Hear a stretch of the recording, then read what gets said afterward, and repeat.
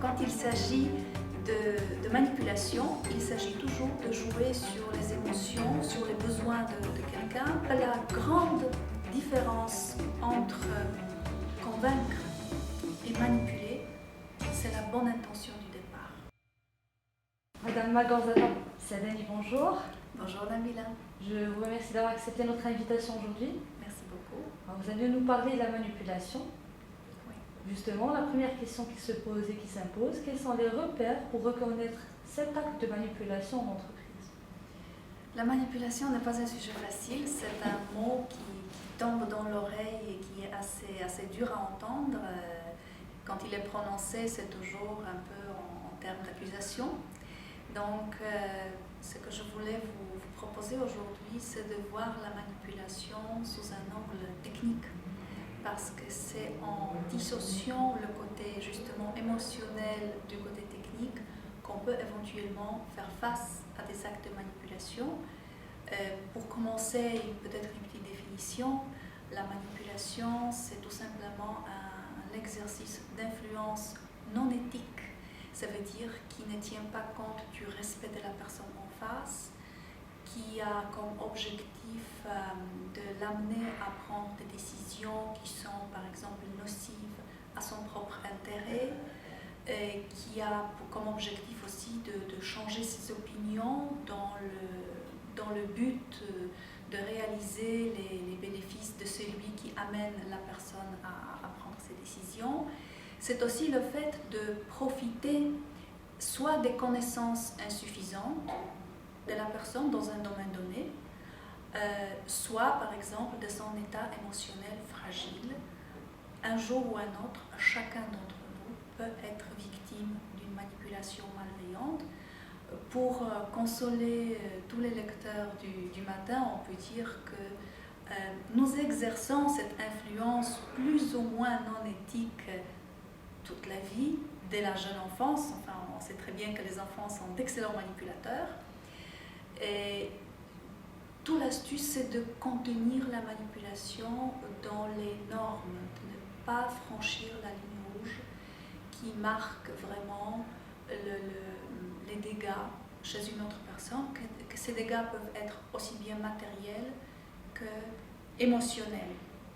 Maintenant, comment reconnaître que nous sommes éventuellement exposés, peut-être pas encore les victimes, mais exposés à une manipulation? C'est tout simplement lorsque nous ressentons un certain malaise relationnel, que nous voyons que nous faisons des choses, à vrai dire, qu'on n'a pas tellement envie de faire, ou à la fin qui s'avèrent être nocives pour nous. Et à la fin, bien sûr, il y a aussi les dégâts sociaux, les dégâts matériels. Vous savez, tout est une question de proportion, parce que nous vivons en société, et par exemple, rendre service aux gens, c'est tout à fait naturel. Maintenant, si je prends un exemple assez classique qu'on cite justement à l'occasion d'une manipulation, admettons qu'au bureau, il y a deux collègues. Il y en a un qui arrive à tout faire en temps et en heure, et il y a le deuxième qui n'est pas très assidu, qui a tout le temps des problèmes familiaux, personnels, qui est tout le temps au téléphone en train de régler ses problèmes qui n'ont rien à voir avec le travail. Et à la fin de la journée ou à la fin de la semaine, il demande le collègue qui a tout fait en temps et en heure, s'il te plaît, fais quelque chose à ma place, parce que j'ai des problèmes, tu es sympa, tu es gentil, on se soutient, fais-le à ma place. Bien sûr, nous vivons en société et il est tout à fait normal de donner un coup de main à un collègue. Maintenant, tout est une question de proportion. Si jamais cette demande devient récurrente, si jamais le premier collègue, c'est lui qui est assidu et qui a tout fait en temps et en heure, se retrouve à faire des heures supplémentaires gratuites en faveur de quelqu'un qui certes a des problèmes, mais ça devient permanent.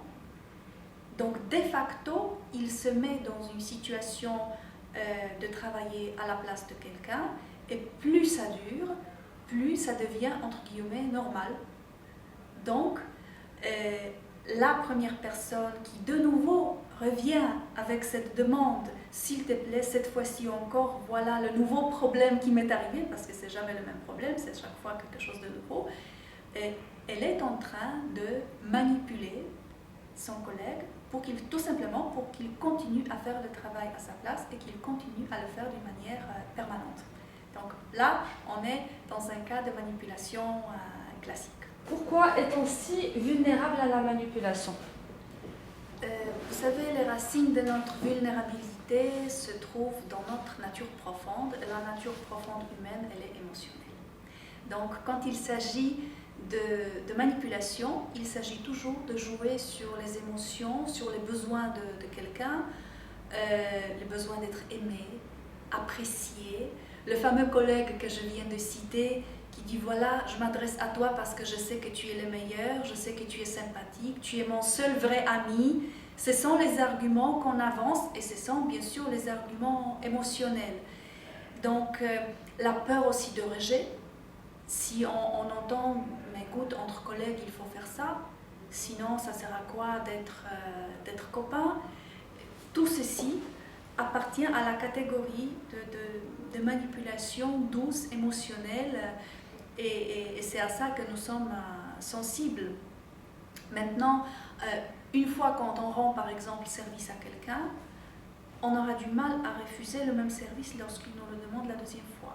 Ça aussi c'est la nature humaine, on va y revenir tout à l'heure quand on va parler de techniques d'influence sociale, parce que c'est là aussi où on peut s'exposer au risque d'être manipulé ou exploité. Encore une fois, j'insiste, de faire la différence, la part des choses. C'est bien de rendre service aux gens, c'est bien d'avoir le bon relationnel.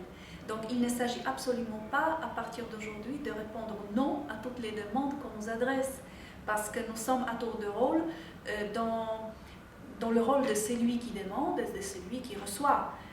Donc il s'agit tout simplement de garder le grand équilibre et bien sûr de connaître les mécanismes par lesquels on peut éventuellement être entraîné sur une pente un peu trop penchée pour nous.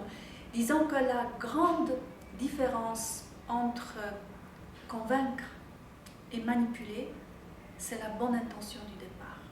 Quand il y a la bonne foi, quand il n'y a pas d'acte de malveillance, quand on ne profite surtout pas du fait que la personne, par exemple, est dans une situation hiérarchique de dépendance ou quand elle n'a pas de niveau de connaissance technique suffisant pour répondre. Je pense que si je cite un garage automobile, si vous ou moi, nous nous rendons avec une panne que nous n'arrivons même pas à expliquer, il serait très facile de nous convaincre de quelque chose qui n'est pas vrai. Justement, en profitant du fait que nos connaissances ne sont pas suffisantes. Il y a aussi le côté que je viens d'évoquer tout à l'heure, qui concerne l'état émotionnel. L'être humain n'est pas au même degré de sensibilité toute sa vie, toute la journée, toute la semaine. Parfois, on a des moments de fragilité et quelqu'un de malveillant peut repérer ces moments de fragilité et nous faire commettre des actes qui ne sont pas bénéfiques pour nous, justement parce qu'il y avait cette petite brèche de sensibilité qui était ouverte. Comment donc se défendre et recadrer son interlocuteur face à un tel acte?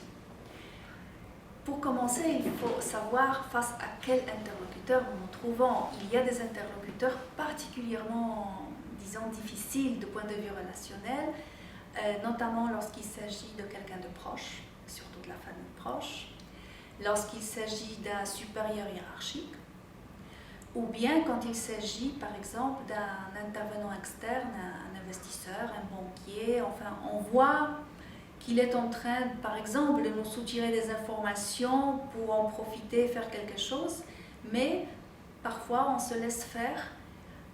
Toute l'astuce, c'est d'être conscient, tout simplement, de ce qui se passe. Donc, pour se défendre contre une manipulation exagérée, malveillante, le premier pas, c'est tout d'abord être au clair avec nos propres engagements, le pourquoi des choses. Tout à l'heure, j'ai évoqué l'exemple d'un collègue qui nous demande de lui rendre service. Bien sûr, je dirais oui, ok, je vais rester après mes horaires de travail pour l'aider à terminer son propre travail. bien sûr, ces heures que je vais consacrer à lui, je ne consacrerai pas, par exemple, à ma famille ou à mes distractions. Mais comment ça s'est passé dans ma tête? C'est que j'ai pensé que mon bonheur relationnel avec cette personne, mon image de moi en tant que bon collègue loyal est plus importante pour moi que par exemple 2 heures que je vais passer dans la salle de sport. Donc j'ai fait même pas les calculs parce que ça se passe très rapidement dans la tête. J'ai sous-pesé ce qui est important pour moi, je suis au clair de ce qui est important pour moi et je prends ma décision en toute conscience. Ce n'est pas un sacrifice, ce n'est pas quelque chose dans quoi je me suis engagée la tête perdue. Ensuite, il se peut que ce genre de demande revienne. Donc, il faut voir aussi quel est mon objectif dans une relation. Encore une fois, il ne s'agit pas d'être super égoïste et refuser tous les services qu'on nous demande à rendre aux autres. Juste, au moment de doute, se poser la question, pourquoi je fais ça? Qu'est-ce que je vais y gagner? Ça sonne un peu matériel, mais gagner aussi émotionnellement. Il n'y a pas que le matériel. Si jamais la réponse à ces questions me prouve que je suis dans une relation qui est nocive à long terme, il faut savoir y mettre un terme, poser une limite, mais poser une limite d'une manière non agressive. Refuser en donnant une bonne raison, pas un prétexte, une bonne raison, et éventuellement formuler une proposition alternative. On me demande pour la troisième fois d'affilée de rester un vendredi soir au bureau. J'ai dit, s'il te plaît, cette semaine, ça ne va pas être possible pour moi.